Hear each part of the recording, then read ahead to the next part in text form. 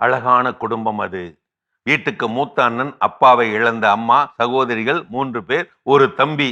இப்படி அழகான ஒரு குடும்பம். அப்பா இறந்த பிறகு பொறுப்பேற்று எல்லோருக்கும் திருமணம் முடித்த பிறகு திருமணம் முடித்து கொண்ட அந்த மூத்த அண்ணன் எல்லோருமே 3 கிலோமீட்டர் சுற்றளவிலே வளமாய் வாழ்ந்தார்கள். அடிக்கடி வந்து அம்மாவிடம் பேசுவார்கள், போவார்கள், வருவார்கள், கவனித்துக் கொள்வார்கள். அந்த அண்ணன் வீட்டோடு தான் அம்மா அப்பாவின் நினைவலைகளோடு கோலாகலமாக 1000 ஜன்னல் வீடாகத்தான் இருந்தது அந்த அம்மாவின் அன்பான தலைமையிலே அந்த வீடு. அப்போது அம்மாவுக்கு வந்தது 76வது பிறந்த நாள். அம்மாவுக்கு என்ன பரிசு தரலாம்? குழந்தைகள் கூடி வந்து பேசி கூட்டு காசு போட்டு ஒரு ஆண்ட்ராய்டு போன் வாங்கி தந்து மகிழ்விக்கலாம். வீட்டில் சும்மா இருக்கும்போது 4 பேரிடம் அம்மா பேசுவாள் இல்லையா? கொஞ்சம் தனிமையும் குறையும் அல்லவா? நண்பர்கள், பிள்ளைகள், பேரன்களோடு நினைத்த நேரத்தில் நினைத்த மாத்திரத்தில் பேசிக்கொள்வாள் அல்லவா? அந்த நாளும் வந்தது. ஆண்ட்ராய்டு போனும் அம்மாவின் கைக்கு அன்பளிப்பாக வந்தது.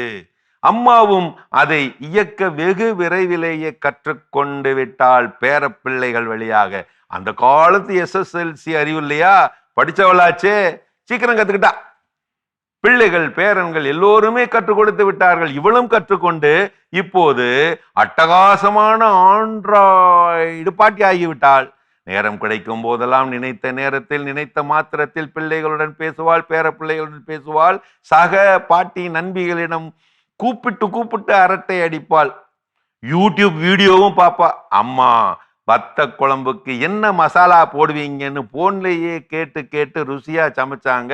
பிள்ளைங்க எல்லாம் நல்லா தாங்க போய்கிட்டு இருந்துச்சு. 1 மாசம் ஆச்சு, 2 மாசம் ஆச்சு, 3 மாசம் ஆச்சு. அம்மா சோகமாகி போயிட்டா, மூஞ்சி சிறுத்து போயிட்டா, முகம் கருத்து போயிட்டா. 3வது மாசத்துக்கு அப்புறம் ரொம்ப சோகமாகியே போயிட்டா. ஒரு பிள்ளை கேட்டுட்டான், அம்மா என்னாச்சு? முன்ன மாதிரி நீங்க இல்லையே, என்னமா ஆச்சு?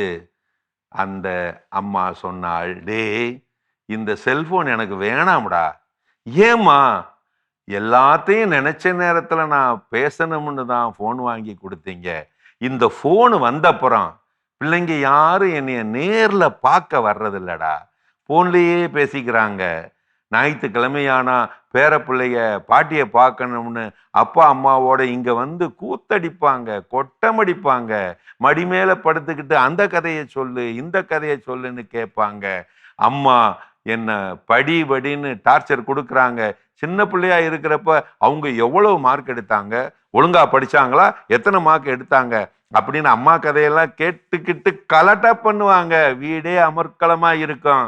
இப்போவெல்லாம் அதுக்கு வர்றது இல்லடா, போன்லயே பேசிக்கிறாங்க. கேட்டா அதான் போன்ல பேசுறோம்ல அப்படிங்கிறாங்க.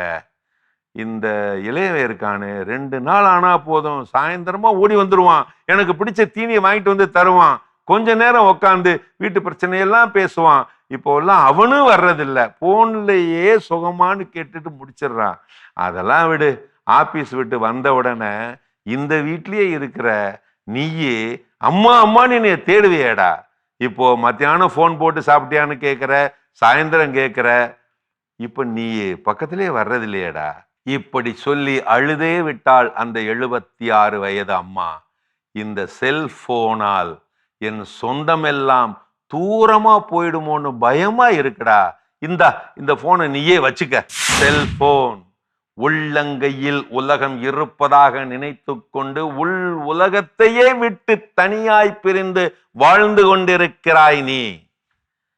எவ்வளவுதான் பிஸி ஷெட்யூலில் நீ இருந்தாலும் ஒரு 5 நிமிடம் அம்மா கிட்ட உட்கார்ந்து பேசு. ஏன்னா அந்த வாய்ப்பு எல்லாத்துக்கும் கிடைக்கிறது இல்ல.